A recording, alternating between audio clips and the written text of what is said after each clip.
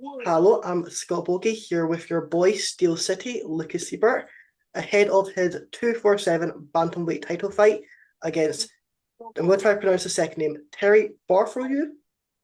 I think it's Bartholomew. Bartholomew. How Yeah, he's you got a goofy name. how are you doing and how are you feeling ahead of this fight? Good, man. I feel very prepared. Younger, obviously, than Terry. So I think Yeah. that helps.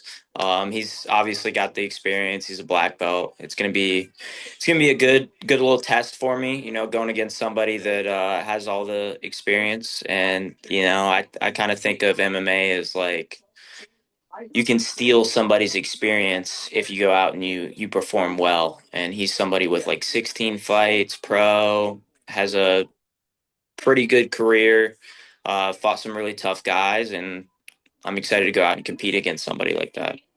And this is kind of like your homecoming. You started your career at 247, you then went had that fight at LFA and you're back here at 247. How did it feel to just come back and be able to fight back at home? It means a lot, man. Going out competing in Pittsburgh is one of my favorite things to do.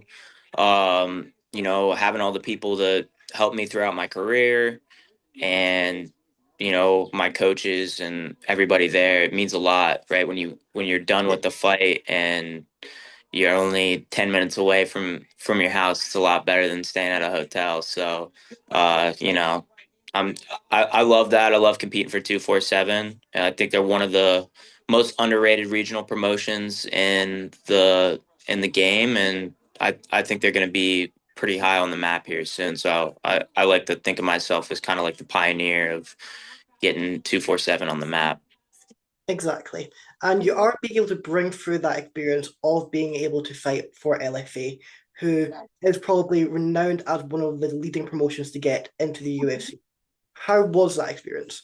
It was good, man. When you go and compete on those like bright lights, those big stages, I think a lot of people fold to that pressure. Yeah, And I think my biggest takeaway from that was that I excelled in the pressure. I kind of adopted the bright lights. I adopted all the, big gyms that were in the warm up room with me. And, it didn't deter me at all. Went out, and I think I had my best performance of my pro career on my LFA card against an undefeated guy. So, I think it was a cool opportunity. I'm looking to get back there, get on UFC Fight Pass again after this fight, and just continue to, keep the momentum going. and you said it was the best performance of your career so far against the most, probably the best competitor so far as well. 4-0, both highly touted prospects, and not only did you get the win, first and finish as well. You couldn't have asked for it any better. Yeah. Yeah, it was about like 2 minutes in. I was coming on off of I won that grappling match against Lucas Bird. Yeah. Competed on Fight Pass twice in a month, and I was on for a total of 4 minutes. Got a sub in like 2 minutes against Bird, and then went out and knocked out Gus. Um, you know, right after that. So, sorry, call. Went out and knocked out Gus, and it was it was a great experience, right? Going and competing in LFA at one of the biggest organizations in the world outside the UFC, and getting a 2 minute knockouts, ideal. Yeah. And how have you been since that last knockout? Because obviously you did have that fight in LFA scheduled against Julian, but unfortunately you had to pull out with injury. How has the road to recovery been as well? It's been great, man. Just it kind of forced me to, reset, figure out my life a little bit, and just, make sure that this is what you want to do with your career. And that's never been a question for me. But injuries sometimes make you look at Yeah. the outside things in your life, the things outside of just fighting. And I've been set up really well. I work at my gym, and I'm set up to make this career a career. A lot of people aren't set up that way, so I'm really grateful for that, and just grateful to be able to compete again. That August fight, it really hurt because I felt like I had a lot of momentum going, but I'm gonna carry that momentum. It didn't. It just got prolonged a couple months. Win this title and then continue rolling like I was. But then at the end of the day, you also have to consider you are very young in the sport. You're like 25 years old. You have win this, you go up to 6-0. You've got that title underneath your belt. It is the sky's the future for you. What'd you say? The sky's the future. You're 20, 25, Yeah, 6-0 yeah, after this win. It just looks the skies are just going to come, and you've got that time to slow down a bit. yeah. It's like I said, it's kind of a time to like reevaluate where you are in your career, and I'm in a good spot. Undefeated as an amateur, undefeated as a pro. I'm right where I want to be. And is the plan coming up? You get this victory, you get that title, then start of the new year, probably two fights, and then target that contender series or short notice call up to UFC. Yeah, 100%. I'm signed with one of the best management teams in the game, Mag Agency, and I'm set up well for that, right? I go win this fight, get back on Fight Pass, take care of business, keep doing my job, keep doing what I've been doing for the past 3 years, and it's not my call whether I get called into the contender series or not, but I can do my job. I can take care of business. I can continue to be entertaining as I always am, and everything will take care of itself.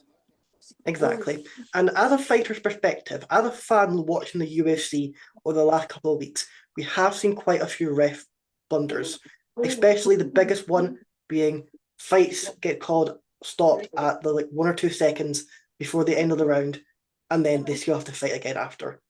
How as a fighter do you kind of like mentally get back into it? That's tough, right? The fight gets stopped. You kind of, I mean, mentally you got to check out, but Yeah, just being able to dial in. I think the biggest thing that separates fighters at this level, I don't think it's skills. I think it's being focused for the amount of time you're in that cage, right? For 15 minutes, right? When you make that jump from amateur to pro, the biggest difference is the time. Obviously, the rule set's a little bit different. You can knee and elbow, right? But it's the time. And the guy you're going against obviously is a little bit more experienced. And this, I don't think the skill discrepancy is as big, right, in the yeah. UFC as people think it is. I really think it's about, who shows up that day, who can stay focused for the 15 minutes. And, you watch guys go out and perform, and if a lapse in focus, a nut shot, an eye poke can really deter you, you have to continue to stay focused for that 15 minutes you're in there. And especially with the fights getting called off, do you feel like the UFC kind of need to? They've got the instant replay on there, so they can go back, see the when they call it, see what time it was, and if the referee has made a mistake and they've called off the fight correctly, then the fight should just be stopped there and then. Or do you think they should be able to just restart? Yeah, I think so. I think if it's stopped, it's stopped, and then you evaluate from there based on the commission. What the commission looks at it, if it gets deemed a no contest, Yeah, just run it back. I think that's the answer. I think the two biggest failures on that card were from the corners of the guys that got hit in the nuts. yeah. Right? I think it's on the corners, the doctors, the UFC itself, the ref that's in there to protect the fighter from themselves at points. And I looked at those fights and just like I was very disappointed in just everybody other than the fighters. Fighters are in there to fight. Like I said, stay in focus for 15 minutes. I think people need to step in for the fighters and take care of them when, clearly they're not at their best. So I think they need to figure something out with the rules, right? When people break the rules, whether Yeah. it's immediate losing a point or whatever it is, there needs to be something where they can evaluate, they can have a discussion, and see if the fighter's actually ready to fight. And I think both instances with the Dober fight and the Holland fight, those fights should have been stopped, and they should have protected the fighter that eventually went on to lose. Yeah, I think if they called a fight there and then with Holland, then that's no contest. I think a lot of fans got annoyed at the end of the round when the doctor came in and the ref was just like, if you can't continue, it's a DQ. But Yeah, however, at the I end think of the they day, should have deducted a Holland, point. If they deduct a point at that point, then Kevin Holland it goes as a win. Like I think a no contest, I think no contest should be a little bit yeah, more of a thing, right? And then they run it back. They were neither one of them really took a ton of damage. They could have ran that fight back a month later, and yeah. it would have been a little bit more fair to the guys that were in the cage. Exactly. Do you feel like obviously referees they have been getting it right that on this UFC card, I think there've been two stoppages, both got points, both correct. But do you feel like when referees do make errors like what they have done, they need to be held a bit more accountable? Because it just seems they do just go straight back later on in the card, you can slot back into the card. Yeah, I mean, I think I don't know how you hold them accountable. That's something the UFC and the commission really has to discuss with the refs on how to hold them accountable. But does need to be a little bit more accountability on the referees and but like you see that in any sport, right? There's Yeah, bad calls. It's part of sports, a big part of sports. You can watch a football game or anything, and you're gonna see a bad call from a referee in any sport, and it really does depend on who. I really think it's up to the commission. It's up to the UFC as an organization to take care of the fighters, and the fighters are going to do their job. They're going to fight for 15 minutes, and everybody else, all the politics behind it, should you know be taken yeah. care of. Now after this fight, you also have that wee nice shiny belt. But how are you going to be celebrating this victory? Like I said, man, I'll be in Pittsburgh, so I'm Yeah, gonna be I'm gonna take some time to enjoy this victory, enjoy the holidays that are following. Spend some time with my family who lives in Ohio, and travel a little bit, train, and look toward the next part of my career. I think I win this fight, and I go fight some of the higher level guys, some guys that are on the cusp of the UFC. I think after this fight, this is going to be the biggest jump I yeah. will take in my career, right? Going to fighting kind of regional to going to fight either in the UFC or guys that are ready for the UFC. And I'm going to take some time, develop my skills, and really be ready to make that run to being top 15 guy in the world. And you've talked about training and traveling. Is there anywhere outside the US that you're wanting to train in? Outside the U.S., I'd need to get a passport, so I got to work on that. But I want to go to Thailand, train a little bit. I wouldn't mind that, but mostly inside the U.S. Uh, I've cross trained at Tim Welch's Red Hawk Academy. I'd like to go back there, train with some of their guys. They're putting on some good guys, obviously guys that are making it to the UFC. And that's a place that I really enjoyed the vibe of. Like to go cross train there, but my home, my gym is Pittsburgh. I think I can get anything I need here. I think the cross training is great if you do it correctly. But I think just I have the coaches I need and everything I need here to be a world champion, and I'm gonna continue to stay here. And what is the biggest improvement that we can see coming into this fight? I think my biggest improvement is less of a skill thing, and it's more I've competed on some of the biggest stages outside of the UFC, and I've competed well, and Yeah. I expect myself to be more comfortable in that cage, having seen the lights of LFA, seen the lights of Fury grappling and put on great performances. So I expect myself to put on a great performance, get a finish against a guy that's never been finished, and yeah, just go from there.